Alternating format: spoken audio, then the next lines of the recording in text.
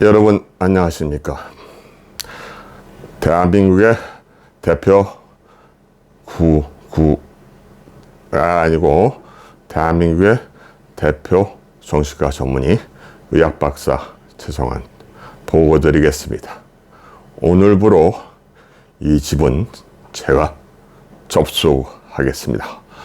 여러분 안녕하세요. 지금 요즘 아프리카 사태가 매우 심각하게 돌아가고 있죠. 하지만 세계 건너편 먼 곳에 있기 때문에 우리가 인지를 잘 못하고 있을 수 있습니다. 그래서 오늘은 그 아프리카 상황에 대해서 간략하게 여러분들에게 개요를 설명해 드리기로 하겠습니다. 내용이 너무 방대하기 때문에 요즘 사태를 중심으로 간단히 보고를 드리도록 하겠습니다. 물론 우리나라도 대단한 개혁이 개조와 개혁이 필요한 상황입니다. 그래서 제가 나서기로 했습니다. 여러분들 열심히 들어주시고 이해를 해주시기 바랍니다. 지금 아프리카 쪽에서 지금 난리가 났습니다. 여러분 사하라 사막 하면은 다들 아시죠? 그 사하라의 북쪽하고 이 남쪽에 여러 국가들이 있습니다. 여러 국가들이 있는데 사하라 남쪽에 있는 일련의 쭉 아프리카 대륙을 잇는 국가들에서 이게 연속적으로 계속적으로 지금 이 쿠데타가 일어나고 있단 말이에요. 민주주의로 바뀌어서 민주정권 하에서 발전하고 싶었던 아프리카가 왜 이렇게 이토록 비참하게 이 불쌍한 상황에서 계속 쿠데타의 반복으로 인해서 또한 지금 아프리카 쪽에 가 있는 여러분들이 말리하면 바로 알아내시죠? 그 보코하람 혹은 알카에다, 아이시스. 여기서는 또 아이시스가 아니라 이제 SIG라고 부릅니다. 그러한 세력들이 지금 아프리카에서 준동하고 있고, 심지어는 얼마 전까지 프리고진 그 와그너의 수장이라고 하는 사람이 있지 않습니까? 그 비행기 자가용 비행기 추락으로 이번에 사망한 사람, 그 사람이 이 아프리카에서 다이아몬드, 석유, 우라늄 여러 가지 이 채굴권과 그런 것들을 갖고 있었기 때문에 그 많은 돈으로 러시아가 전쟁을 수행할 수 있었는데, 러시아가 개입됐다고 보기가 상당히 어려울 정도로 지금 상황이 아주 복잡합니다. 이번 상황의 주인공은 그러나 아프리카가 아니고 프랑스입니다. 그 다음에 또 하나는 뭐냐?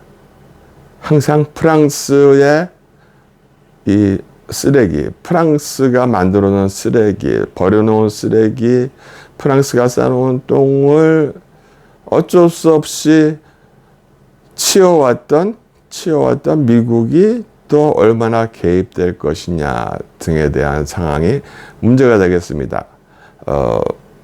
첫 번째 문제를 얘기하자면 그냥 일단은 저쪽 니제르의 문제입니다. 니제르라는 나라의 단어가 상당히 헷갈리는데요. NIGER 써드리겠지만은 니제리아하고 나이제리아하고 헷갈려요.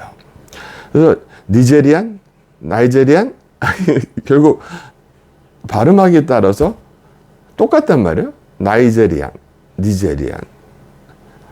한국말로는 또 나이제리아인, 니제르인 그렇게 구분이 가능하겠지만 힘들고, 또 그 두 나라가 붙어 있어요. 요번에 문제가 났던 니제르는 또 바다가 없는 내륙 국가입니다. 내륙 국가인데 이것이 거쳐서 붙어 있는 것이 대략 이쪽 그러니까 아프리카의 뭐 서쪽이라고 얘기합니까? 서쪽 해안 아이보리 코스트니까 상하가 나든 곳이죠. 상하가 나든 해안이라는 나라가 아이보리 코스트고, 그다음에 또 미국에서 흑인 노예들에게 자유를 주겠다고 해서 식민지 개척 겸, 뭐 그렇게 얘기하면 또 미국 사람들이 싫어하겠지만, 식민지 개척 겸 아프리카에서 당당하게 땅을 차지하기 위해서 아프리카 흑인들을 이주시켜서 만든 리베리아, 그러니까 독립이라는 뜻이에요. 라이베리아 나라. 그리고 이제 우리가 중요시 봐야 될 그 나이제리아라는 나라가 있고요. 그 위에 니제르, 또 옆에 불카나파소, 말리, 기니, 가봉, 봉고 하고 이쪽으로 가다 보면 또 이제 수단, 그다음에 이제 이디오피아 해안, 소말리아 해안까지. 소말리아 위에 이쪽에 이집트가 있죠. 에스트리아. 복잡하죠. 죄송합니다. 아프리카 복잡해요. 완전히 아프리카가 스크램블이 됐기 때문에 복잡해요. 이집트 위에 이집트가 아니라 뭐예요. 이디오피아 위에 이집트가 있고, 이집트 위에 이제 이스라엘이 있고, 이집트 옆에 이제 뭐 리비아, 알제리아, 튀니지, 그런 모로코, 그런 식으로 이제 나라들이 복잡하게 구성되어 있습니다. 문제의 핵심은 뭐였냐? 이게 지도에서도 보여드리겠지만은, 제가 이쪽에 불카나파소에서부터 시작해서 이제 아프리카 기니가 또 남미에도 있어요. 남미에도 아프리카 기니, 그 다음에 이제 말리에서 쿠데타가 2020년을 기점으로 계속 발생합니다. 그러다가 이제 수단이 이제 크니까, 수단은 이제 수단 밑에 남수단이라는 나라가 있는데, 남수단은 비교적 안정적이에요. 북수단에서 어떤 일이 벌어졌냐? 이번엔 또 뭐가 되냐면, 군사를 강화하기 위해서 가령 똑같아요. 러시아에서 벌어진 상태랑. 가령 러시아의 정규군대가 있잖아요. 정규군대하고 러시아의 민병대하고 내전이 난 것처럼, 수단에서는 수단 정부군하고 수단 민병대가 워낙 컸기 때문에 그 민병대하고 전쟁이 지금 아직 끊이질 않고 있습니다. 안 끝났어요. 그러니까 아프리카의 동쪽이 화약고죠. 소말리아 해적 등 문제로 인해서 내전 중이기 때문에 화약고죠. 이번에는 서쪽에서부터 불이 붙어오는 겁니다. 근데 여기서 핵심은요, 나이지리아입니다. 이따가 아프리카 유니언, AU, 아프리칸 유니언과 에코와스, 아프리카 서부 아프리카 경제협력기구라는 에코와스, 프랑스 말로는 좀 다른데 그 에코와스와 같이 설명을 해야 됩니다. 지금 나이제리아나 니제르는 이 에코와스의 서부 아프리카 경제연맹에 속해 있습니다. 그러나 그 경제연맹들이 스스로 군대도 갖고 있어요. 자위 군대도. 그래서 아프리카에서 문제가 생기면은 다른 나라, 뭐 서양이나 동양에서 평화 유지견을 제공받지 않고 에코와스 자체에서 군병력을 동원하거나 어떤 지원을 전개해주는 그런 역할을 하고 있습니다만은, 에코와스에 속해 있는 나라들이 많지가 않는데 벌써 이번 봉고까지, 가봉입니까? 가봉이구나. 맞나? 가봉의 봉고 대통령입니까? 봉고의 가봉 대통령입니까? 그분 나이 무진장 많죠? 아마 아들이 하고 있나? 근데 이제 독재 오래 갔죠? 오래 갔지만은 가봉 같은 경우, 봉고 대통령 같은 경우는 프랑스 대통령들이 프랑스에서 대통령으로 출마하기 위해서는 반드시 가봉의 봉고 대통령께 보고를 해야 될 정도로 이 정치력이 대단합니다. 그래서 프랑스 대권 후보들이 질문이 뭐냐면 대통령님께서는 어떻게 그 긴 기간 동안 이렇게 프랑스의 정계까지 뒤흔들고 계십니까? 아프리카 사람이. 어디서 그걸 배우셨어요? 그러니까 이놈아 니들한테 배웠다. 니들한테. 그렇게 한 일화가 아주 유명한데 지금 가택연금 상태에 계세요. 오래 사신 것 같아. 오래 사셨어. 그래서 이 문제가 바로 그러한 문제. 뭐냐? 나이지리아, 니제르가에서 나타났죠. 나이지리아는 석유 부국입니다. 석유 부자입니다. 그 자원이 무진장 많아요. 그 다음에 나이지리아만 유독 그쪽에서 특히 나이지리아가 영국의 식민지였기 때문에 영어를 씁니다. 영어를 써요. 그래서 우리나라하고 나이지리아는 상당히 친한 편입니다. 대한민국하고 나이지리아 관계가 아프리카에서는 이집트, 이디오피아 다음으로 가장 강력하다. 그리고 가장 전망이 크다. 그렇게 여러분들이 생각하시면 될 것 같고요. 나이지리아는 지금 민주정부입니다. 나이지리아가 민주정부의 모범이에요. 더 이상 쿠데타나 그런 혼란이 일어나지 않고 아프리카의 강대국, 전 세계에서의 어떤 정당한 지위를 가진 진짜 정상적인 국가로 유지하려고 애를 쓰고 있는 나라입니다. 나이지리아 분도 우리나라에 많이 와 있고요. 그 다음에 그런데 이제 물론 나이지리아 분들이 좀 이 영어를 쓰고 하니까 가끔씩 우리나라에 보이스피싱도 하시고 나이지리아 분들한테 사기를 당하시는 분들도 많고 하는데 나이지리아는 기독교 국가예요. 기독교 국가하고 나머지는 회교 국가들이기 때문에 나이지리아하고 대한민국 사이에는 이 종교적 어떤 교류가 상당히 활발하고요. 그 다음에 발전 가능성이 많고 또한 서로 간에 감정이 좋기 때문에 이 나이지리아가 대한민국은 아주 중요합니다. 그래서 이 방송을 하는 거예요. 나이지리아를 지켜야 되는데 누가 지키냐. 물론 못 지킬 게 없어요.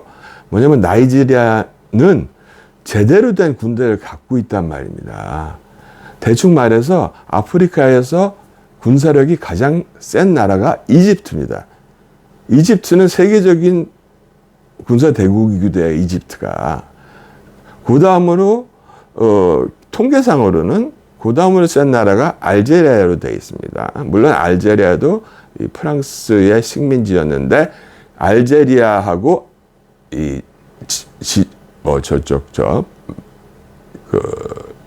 미국 아래에 카리브해 쪽에서 아이티랑 아프리카의 알제리아만이 이 독립쟁취를 무력으로 자기네 스스로 독립정치를 해낸 나라들입니다. 알제리는 50년대부터 독립전쟁을 해서 싸워서 프랑스를 물러냈고요. 아이티는 스페인의 식민지였던 것을 히스패니올라라는 섬이 있어요. 히스패니올라라는 섬이 있는데 거기에 도미니카 공화국하고 이 아이티가 있습니다. 아이티가 있는데 아이티가 상당히 불쌍해요. 뭐냐면 히스파니올라 섬에서 도미니카 공화국은 그냥 이 스페인의 식민지에서 독립을 했기 때문에 지금 좀 비교적 잘 살고 있는 편이고 아이티는 불행하게도 이 베이비 떡 가지고 저 같은 의사 출신이 쿠데타를 일으켰는지 어떻게 했는지 그 양반이 독재를 해가지고 자기 아들한테까지 물어줘 장기 독재를 해서 국민이 피폐해지고 지금 카리브해 미국 남미를 얘기하는 겁니다. 멕시코 옆에 바다에. 그랬더니 이제 아이티가 도저히 안 되겠다 해가지고 프랑스 식민지로 있을 때, 즉 나폴레옹 시대입니다. 나폴레옹. 그때 이제 독립전쟁을 일으켜서 식민지 지배를 하고 있던 프랑스인들을 다 죽이고 다 몰아내고 바다로 밀어놓고 독립선포를 합니다. 독립선포를 하는데 독립선포를 하고 나서 이제 주변 국가들한테 도움을 청하고자 얘기를 하는데 이제 사탕수수라든지 여러 가지 이제 농산물이 주 산물이겠죠. 그래서 이제 미국의 도움을 청합니다. 우리가 해방됐으니까 우리 나라를 인정해달라. 근데 참 불쌍한 게 그 당시 미국 대통령이 아마 아담스 대통령이었던 것 같은데 아담스 대통령 자신이 자기가 노예를 76명으로 제가 알고 있는데 그러니까 노예를 약 80여 명을 노예를 데리고 있었어요. 노예 제도가 시행되고 있던 미국에서 노예 해방을 한 아이티, 노예들이 독립을 한 아이티를 인정해 주면은 이게 전 세계로 노예 해방 운동이 퍼져나갈 것이기 때문에 인정을 안 해줬어요. 인정을 안 해주니까 나폴레옹 군대가 힘을 얻고서는 아이티로 다시 옵니다. 배들을, 군함들을 다 이끌고 와요. 와가지고 아이티 앞바다에서 시위를 하는데 뭐라 하냐면 우리가 상륙하면 너희는 다 죽었어. 너희 다 죽었어. 너희가 부신 시설, 도로, 공장 다 물어내고 거기다 덧붙여서 우리가 노예를 수백만 명의 노예를 잃었다. 수백만 명의 노예를 잃었으니까 그 노예 값을 갚아라. 노예 값을 쳐라. 하는 협박을 하게 되고 어쩔 수 없이 아이티는 거기에 서명을 합니다. 그것도 이제 금으로 갚으라고 그 당시는 얘기를 했죠. 근데 웃긴 게 뭐냐면 그게 아니고 아이티 국민들이 독립을 한 건데 그 독립한 국민들을 노예로 보고 그 노예값을 치르라고 합니다. 그걸 아이티가 지금 1700년대 말에서 현재까지 지금도 갚고 있어요. 그거 못 갚겠다, 말도 안 된다고 얘기했던 아이티 대통령이 갑자기 몇 년 전에 암살되죠. 그 이후로 아이티는 완전히 무종부 상태, 조폭들이 유지하는 나라가 돼 있죠. 죄송합니다. 이쪽 미국 카리비안 해 쪽으로 갔는데 다시 알제리 이쪽 아프리카로 들어간다면은 여러분은 아랑드롱 나오는 나오는 영화가 있어요. 뭐냐면 이제 프랑스의 이제 알제리 지배 때 이게 그래서 뭐냐면 알제리에서 태어난 사람이 그러니까 우리가 최고로 치는 건 뭐냐면은 어떤 나라에서 태어났는데 가령 스페인에서 태어나서 이쪽으로 남미로 파견 나온 사람, 가령 아르헨티나나 멕시코로 파견 나온 사람이 계급이 제1위입니다. 여러분 카스트 제도, 인도의 카스트 제도가 인도 말인지 아마 산스크리트어 버머 계열이겠지만은 먼저 사용됐던 건 인도하고 스페인이 같을 거예요. 뭐냐면 1세대가 아니라 0세대라 그러죠. 스페인에서 바로 와서 이쪽 멕시코나 중남미를 지배하는 사람. 그 다음에 거기서 스페인 사람끼리에서 낳은 순수혈통의 스페인 사람. 그 사람이 그러니까 2급 시민이에요. 1급이 아니고. 그 다음에 이제 그쪽 원주민들하고 아빠가 스페인 사람이냐, 엄마가 스페인 사람이냐 등등 여러분 매스튜즈 뮬레터 같은 거 아시잖아요. 그런 계급이 형성됩니다. 그걸 카스트라 그래요. 인도도 카스트죠. 그런데 이제 알제리 같은 경우는 결국은 이제 1950년대 전쟁을 통해서 60년대에 자립으로 여러분 보세요. 대한민국이 자립으로 독립한 게 아니잖아요. 대한민국은 우리나라를 잠시 식민지로 삼았던 일본이 미국한테 깨지고 항복하는 바람에 그 덕에 자연스럽게 이 독립을 얻은 나라이지 우리가 일본을 내치고 독립이 된 게 아니란 말이죠. 또는 일본이 망했기 때문에 자기를 식민지로 갖고 있는 나라가 망하게 되면 자연히 독립할 기회가 있겠지만 망해도 다른 나라가 다른 강대국이 와서 차지하게 됩니다. 이 까미라는 사람이 있어요. 까미 여러분 아시죠? 이방인의 까미가 어떤 일을 했냐면은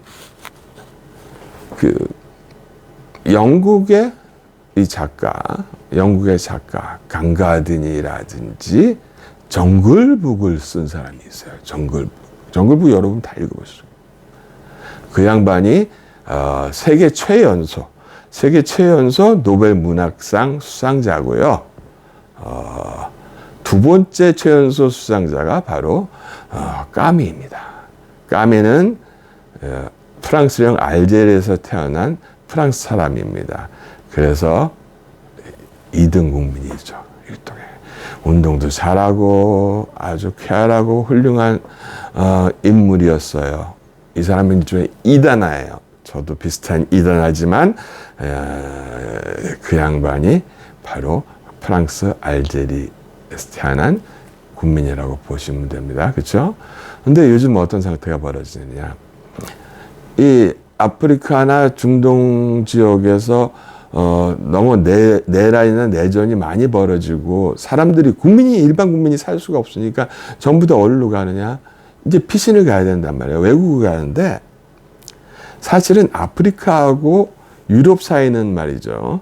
이 지브랄타하고 세우타라는 곳이 있는데 지브랄타하고 세우타가 진짜 거리가 이게 17km인가? 그것밖에 안 돼요. 우리가 지브랄타를 통과해야 되잖아요. 그러니까 흑해에서 지중해를 통해서 나가려면 지브랄타. 그러니까 제가 틀릴 수도 있는데 모로코하고 스페인 사이에. 근데 희한하게 지브랄타는 스페인 땅인데 영국이 지배하고 있고 세우타는 모로코 땅인데 스페인이 지배하고 있습니다. 아직도.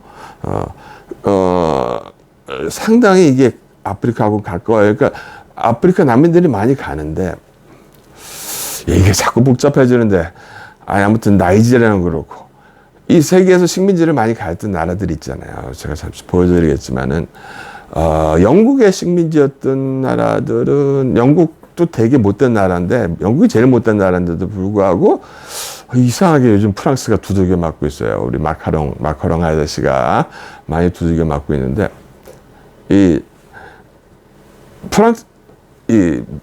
영국의 식민지였던 자마이카도 지금 상당히 고생이 많습니다. 나라 자체가 영연방의 영향에 따라서 아주 괴롭힘을 당하고 있는 편인데도 불구하고 나이지리아도 그럴 수 있고요. 영국 식민지였으니까. 그런데 이제 비교적 영국으로 이민자가 많이 갑니다. 이쪽으로.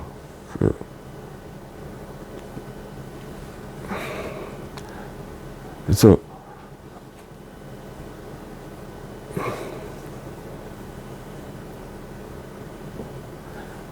이 자마이카의 사람들이 영국에서 뭐 자랑스럽게 머리 이렇게 하고 잘 살고 잘 다니고 있어요. 근데 이제 최근 이제 중동 국가나 아프가니스탄의 여러 가지 불행한 국가들이 있잖아요. 리비아나. 그런 국가들에서 이제 어디로 가게 되냐면 이제 어느 나라에서 받아주게 되냐. 유럽에서 이제 받아주게 된 겁니다. 동유럽, 서유럽 쪽에서. 특히 이제 노르웨이나 이제 스웨덴 같은 나라에서 이분들을 이제 많이 받아줬는데 이 사회적 문제가 좀 너무 커지고 있어요. 사회적 문제가. 이게 문화적인 차이, 여러 가지 차이로 적응이 안 되고, 빈부의 차이로 인해서 큰 문제들이 마구 발생 중에 있습니다. 그 발생 중에 있는 사회에서 지금 스웨덴하고 터키 사이가 좋지가 않죠, 여러분. 사이가 좋지가 않고. 그 다음에 이제 프랑스가 특히 얘기했던 건 뭐냐면, 렌지, 프랑스어를 잘 모르니까 톨레랑스가 있어요. 톨러렌스, 영어로 톨러렌스, 참을성이라는 톨러렌스, 톨레란스라는 말을 쓰는데 이게 왜 등장했냐면 우리가 옛날에 식민지로 삼았던 나라 국민들이 우리 본토로 와서 하는 행동들에 대해서 어디까지 참아줘야 되느냐 하는 엉뚱한 발상이에요. 좋게 얘기해서는 뭐냐면은 인내해준다, 감내해준다. 우리가 잘못한 점이 있으니까 옛날 우리 식민지의 사람들이 우리나라에 와서 일정한 직업을 갖고 일을 하고 부를 쌓는 거에 대해서 관용을 베풀자 하는 정책으로 생각이 됐는데 사실은 그게 아니고 여기까지는 참겠는데 더 이상은 못 참겠다 하는 것이 톨레랑스 전법이 되어버린 겁니다. 이 말리에서의 사건이 아주 중요한데요. 그 전에 있었던 일들도 있습니다. 제가 이게 이제 2019년도 2월 달에 발행됐어요. 그 전에 쓰고 있었던 책이죠.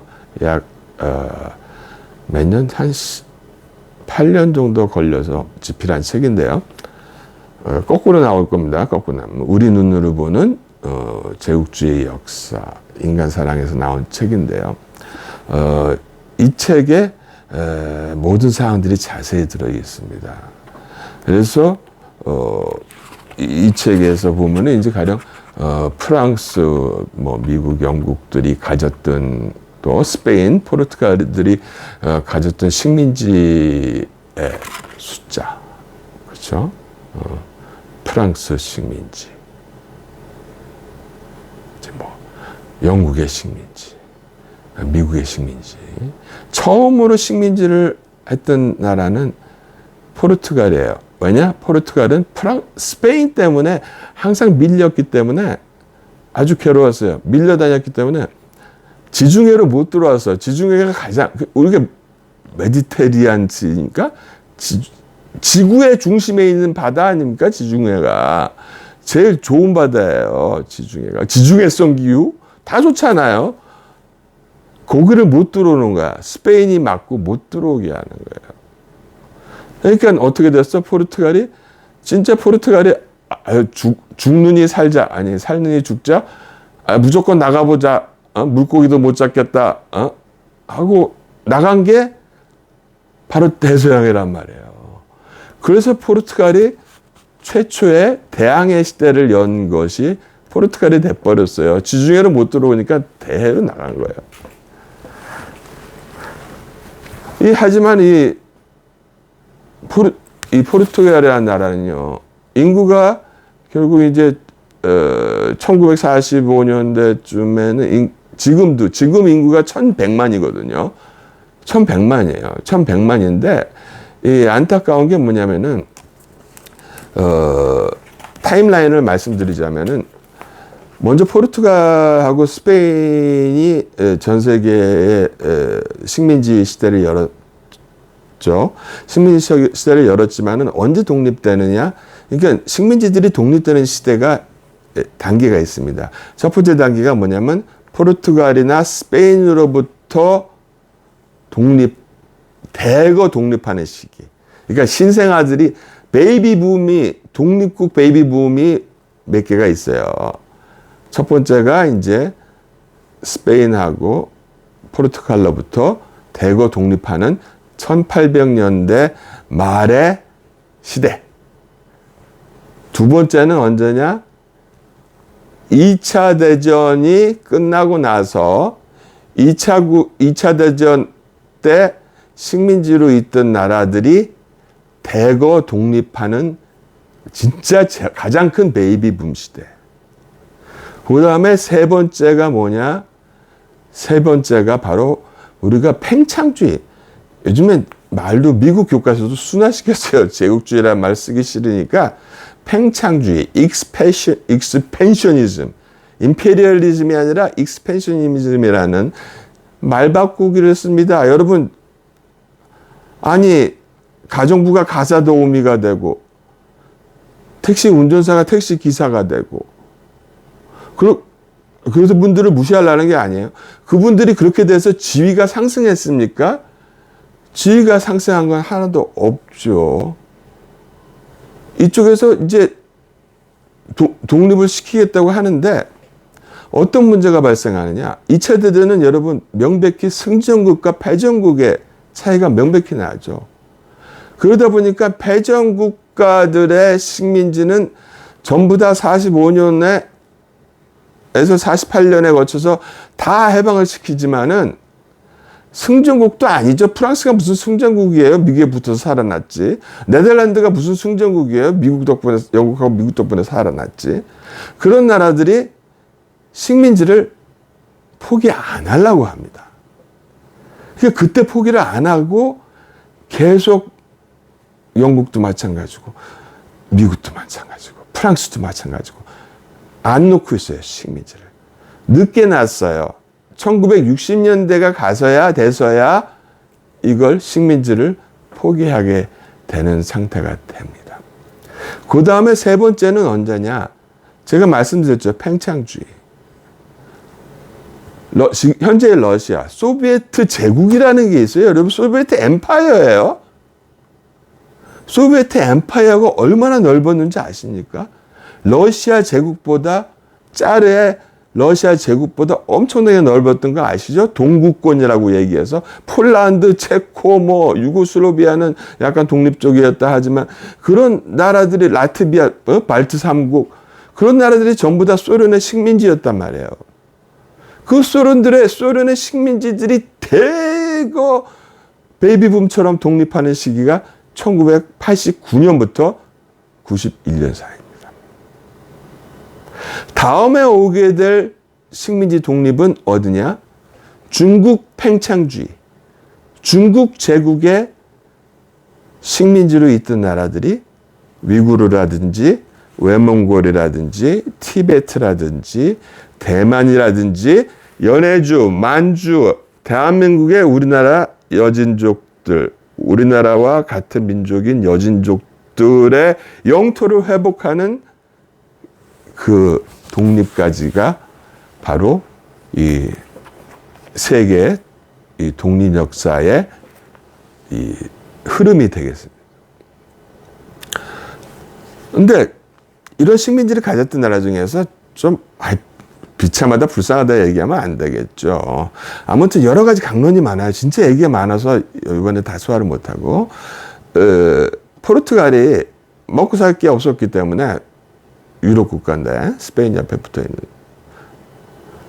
아니 너무 늦게까지 아프리카에 제가 알기로는 4개국을 알고 있는데 뒷주시도 보여드리겠습니다만 너무 늦게까지 이 식민지 포기를 못했어요.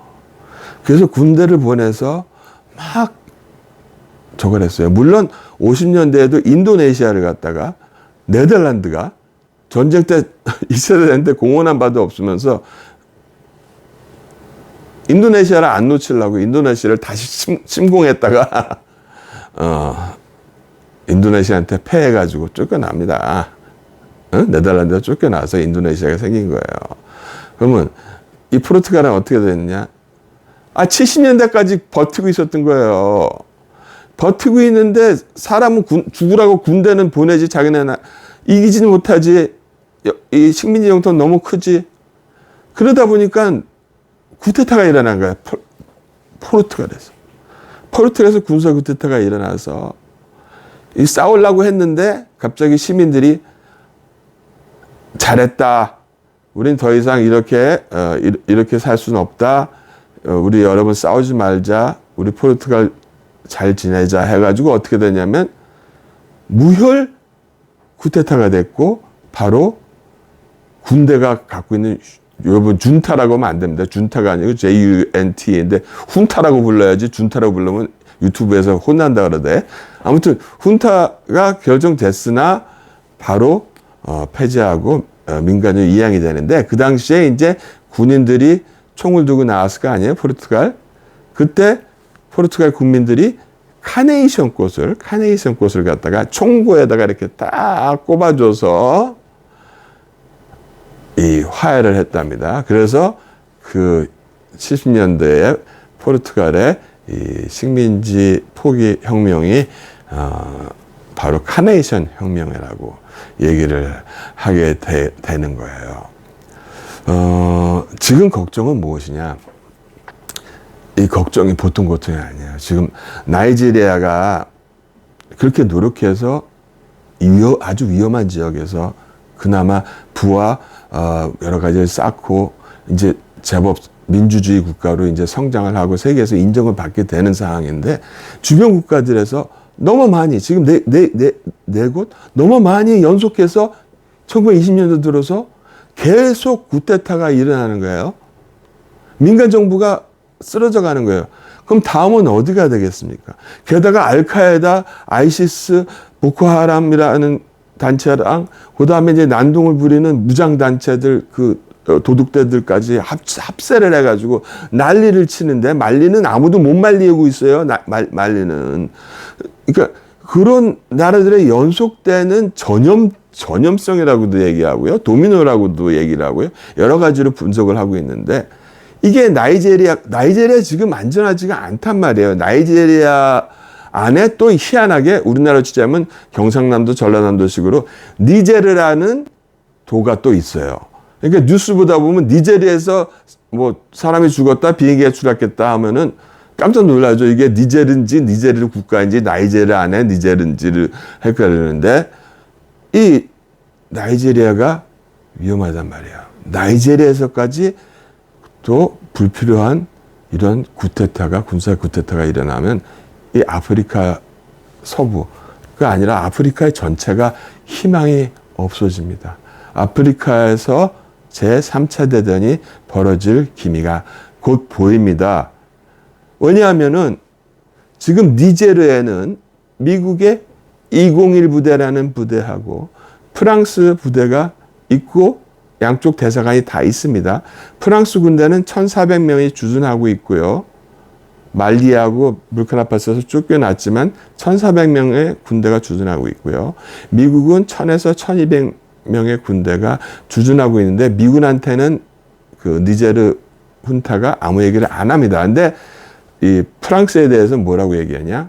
프랑스군 나가라, 바그너 들어와라, 러시아군 들어와라. 근데 프리고진이 죽었는데 뭐 누가 들어옵니까? 대놓고 프리고진한테 도움을 청하겠다고 얘기했어요. 니제리아 준타가. 근데 죽었잖아요. 혼란이죠. 근데 뭐라 했냐? 이 니제르 훈타에서 프랑스 대사관을 나가라. 대사는 나가라. 프랑스인들 다 나가라. 72시간에 나가라. 근데 그 얘기를 한 게 벌써 며칠이 지났어요. 그래서 또 72시간 안에 나가라 했어요. 근데 그것도 또 지났어요. 근데 문제는 뭐냐? 프랑스가 월남에서도 사고를 쳤잖아요. 베트남에서도. 베트남 안 내놓으려고 2차 대전 끝난 다음에 베트남 안 내놓으려고 그러다가 미국 끌어들여서 이 아시아의 비극을 일어낸 거 아닙니까? 제가 항상 조심합니다. 우리 월남전 참전 용사분들에게는 항상 조심스럽게 얘기를 하려고 하고 있어요. 그 점 이해해 주시고요. 이게 유사하단 말입니다. 지금 뭐냐? 프랑스가 여기서마저 떠나가면 니제리아에서 떠나가면은 이 끝이에요. 프랑스의 위신이 아니라 프랑스가 존망의 위기에 빠집니다. 프랑스가 또 혁명이 또 일어나요. 마크롱 대통령이 참 불운한 시대에 태어나 버린 거예요. 그러면 이걸 후퇴시킬 수가 없잖아요.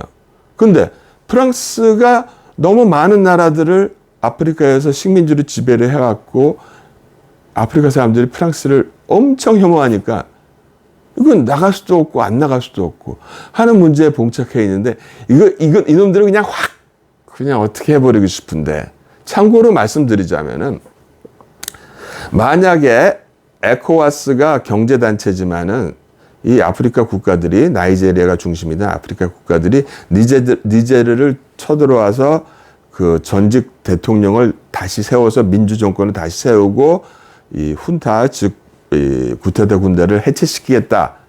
그렇게 하기 위해서 니제르 땅에 들어오기만 해봐라. 들어오면은 우리가 가만 안 놔두겠다. 군사적으로 보복하겠다.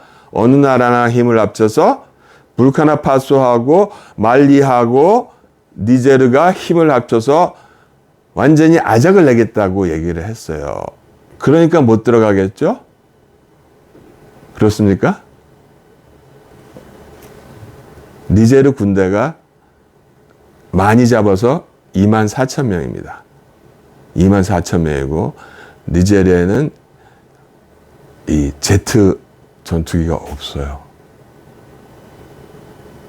제트 전투기가 없고 이 헬리콥터하고 이 터보프롭이라고 그러죠. 좋은 프롭입니다.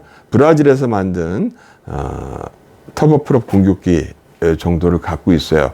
대략 24,000명의 군대를 보유하고 있다고 보시면 됩니다. 그 다음에 부르키나파소 한 10,000명 정도 돼요. 군대가 10,000명 정도 되고 말리는 지금 아까 얘기한 테러 조직들에 의해서 장악되어 있기 때문에 군대가 거의 기능을 못하고 있다고 보시면 돼요. 그러면 몇만 명이에요? 많아봤자 40,000명 모아도 다 모아도 40,000명이에요. 세 나라가. 세 나라가 합쳐서 싸우겠대요. 몇 나라는 관련 안 하겠다라고. 하지만 나이지리아는 명실공히 아프리카에서 3위 또는 2위국이에요. 국방력이. 정규군만 24만 명입니다. 공군, 육군, 해군, 특수부대 전부 다 갖추고 있어요. 우리나라는 편차랑 비슷해요. 제일 센 나라는 당연히 이집트예요. 이집트는 전통적인 아프리카 강국이기 때문에 이집트의 군사력을 능가할 수는 없죠. 그 다음에 알제리예요. 알제리아하고 지금 이 나이제리아하고 군사력이 어느 쪽이 센지 국부를 봐야죠. 나라가 갖고 있는 돈, 그렇죠? 그 다음에 지원을 어떻게 받을 수 있느냐. 알제리아가 세계에서 지원을 받을 상황이 지금 많지 않죠. 나이제리아는 엄청 많습니다. 그런데 나이제리아가 움직여줘야 되는데 나이제리아가 움직이지 않으면 도움을 줄 수가 없어요. 프랑스 마카롱의 생각은 무엇이냐? 이건 대단히 중요한 관점인데요. 프랑스가 부르키나파소 말리에서 쫓겨났죠. 프랑스 국기 다 불태우고 사람들이 막 소련기를 흔들고 있는 상황이죠. 국민들이 프랑스 나가라 하고 있죠. 어느 나라로 다 퍼져나갈지 모르는 상황이죠. 그런 현상에. 그런 현상에서 프랑스가 프랑스 자국민을 지키겠다고 자기네 갖고 있는 광산이나 우라늄 광산을 지키겠다고 프랑스가 직접 군사력을 전개했다가는 진짜 아프리카에서 반프랑스 대전이 벌어지는 겁니다. 프랑스가 직접 군사적으로 먼저 진입을 할 수가 없어요. 불가능합니다. 그러니까 그냥 그렇게 합의가 이루어진 거예요. 프랑스 대통령 나가라, 프랑스 국민 다 나가라, 프랑스군 철수하라고 얘기하면서도 경찰 12명, 20명이 프랑스 니제리아에 있는 프랑스 대사관 앞에서 왔다 갔다 하고 그냥 시위나 하고 있는 중이고 군사작전을 못 피고 있는 상태고요. 그런 상태인데 프랑스는 지금 이거 존망이 걸려있는 상태이기 때문에 프랑스가 만약에 이 프랑스 대사관이 공격을 당했거나 프랑스 기지가 공격을 당했을 때는 군사작전은 어쩔 수 없이 피게 됩니다. 그렇게 되면 프랑스에서 대규모 파견단이 와서 아작이 납니다. 니제리아가 아작이 나요. 근데 니제리아가 아작이 나는 건 좋은데 이쪽 나라들이 차례차례 아작이 다 났을 때 제일 좋아할 나라는 러시아? 아닙니다. 러시아가 아니고 보코하람, 알카에다, 아이시스입니다. 그게 아프리카를 다 장악하게 되어 있어요. 그 나라들. 그러니까 프랑스의 지금 전략은 뭐냐면 제가 아까 말씀드린 서부 아프리카 경제연맹의 에코와스가 갖고 있는 보유하고 있는 군대. 실제로 다른 나라들에서 이 부정선거로 대통령이 됐거나 부정선거를 해놓고서는 안 물러나거나 또는 쿠데타를 일으켜서 민주정권을 무너뜨린 나라에 군대를 보내서 이걸 갖다가 정리한 경력이 있는 1970년대에 생긴 전통이 있는 단체예요. 거기에 아까 말씀드린 아프리카 연맹 AU라는 게 뒷받침을 하고 있고요. 그래서 바라는 게 뭐냐면 프랑스는 에코와스 군대가 먼저 니제르를 로 진입을 해주고 그 다음에 이제 그러니까 나이제리아가 중심이 된 에코와스 군대가 니제르로 들어가게 되면 당연히 미국이 직접적으로든 아니면 간접적으로든 개입을 하게 돼 있습니다. 모든 작전을 미국이 짜게 돼 있어요. 그랬을 때 프랑스가 이제 은근슬쩍 밥숟갈을 놓는 정도가 아니라 밥숟갈이 아니라 소스를 갖다가 끓는 가마솥을 갖다가 붓겠다는 겁니다. 프랑스로서는 그 방법밖에 없어요. 근데 그쪽으로 지금 치닫고 있습니다. 제가 아까 말씀드린 대로 나이지리아하고 우리나라하고 많이 친하고 나이지리아가 앞으로 아프리카에서 가장 잘 살 수 있는 민주국가가 될 수 있는 가능성이 있는 곳인데 우리가 관심을 가져야 돼요. 많이 가져야 됩니다. 우리나라 아프리카에 너무 관심을 못 갖고 있어요. 중국, 러시아, 세계 강대국들이 다 가 있고 근데 일본도 가 있어요. 그래서 오늘 이 방송을 드리는 겁니다. 곧 아프리카에서는 미얀마에서 먼저 일이 벌어질 줄 알았더니 우크라이나에 의해서 아프리카에서 이런 사태가 벌어지나요? 지금 제가 방송을 하고 있는 이 순간에도 또 어디서 일이 벌어질지 모릅니다. 요거 지금 저부터 잘못 찍었다기보다도 좀 마음에 안 들어서 다시 찍는 건데 그거 찍는 중간에 제가 말씀드렸거든요. 이 찍는 중간에 또 아프리카 어느 나라에서 또 쿠데타가 일어날지 모른다 했는데 진짜 그 사이에 가봉에서 쿠데타가 났어요. 지금도 어떤 사태가 벌어질지 모릅니다. 아무튼 여기서 마치고요. 가능하면 여러분들과 자주 접촉하려고 합니다. 많이 일들이 바쁘지만 이렇게 여러분께 계속적으로 이제 뭐냐면 이게 큰 그것들을 하고 그 다음에 이제 뭐 서론으로 여러분들이 재미가 있어야 되는데 죄송합니다. 제가 말주변이 없고 그래서 계속해서 잘 볼 걸로 하고 제 책에 대해서는 다시 설명드리겠는데 이 책에서 다 나와 있습니다. 지금 내용들이 다 나와 있고 이 식민지에서 독립한 나라들이 겪는 과정 이게 제 핵심 주제였어요. 당시 글 쓸 때 탈식민지화 식민지가 돼가는 과정이 아니라 식민지를 만드는 게 아니라 탈식민지화를 하는 나라들이 겪는 과정을 줬는데 뭐냐면 처음에는 어떤 수년간 민주주의 국가가 존재를 하다가 거기서 이제 그 불만을 품은 세력들에 의한 쿠데타가 일어나게 됩니다. 거의 반드시 일어나게 됩니다. 그 다음에 쿠데타가 일어나다 보니까 내란이 벌어지게 됩니다. 내란이 벌어지고 그 다음에 이제 내란이 벌어지고 나서도 이제 나라가 다시 안정될 거 아니에요? 안정돼서 조금 잘 살기 시작하면 어떻게 되냐면 욕심이 생긴 지도자가 장기 독재를 하게 됩니다. 그래서 독재 국가가 돼요. 그래서 독재를 하다가 그 독재에 대한 이제 이 민주화 투쟁이 벌어지게 됩니다. 그래서 실패하면 또 옛날로 돌아가고 그것이 성공하면은 민주국가로 자리를 잡게 되는데 아슬아슬하게 갑니다. 모든 나라가 그래요. 유럽도 그렇고 아슬아슬하게 얼음판 걷듯이 걷게 됩니다. 제일 바보 같은 나라가 어떤 나라인지 아세요? 제일 바보 같은 나라는 정신 못 차리고 있다가 자기들을 지배했던 똑같은 나라한테 또 식민지가 되는 나라. 그게 제일 바보 같은 나라고 똑같은 나라가 아니고 또 다른 나라에게 식민지가 되는 그런 나라가 가장 바보 같은 나라입니다.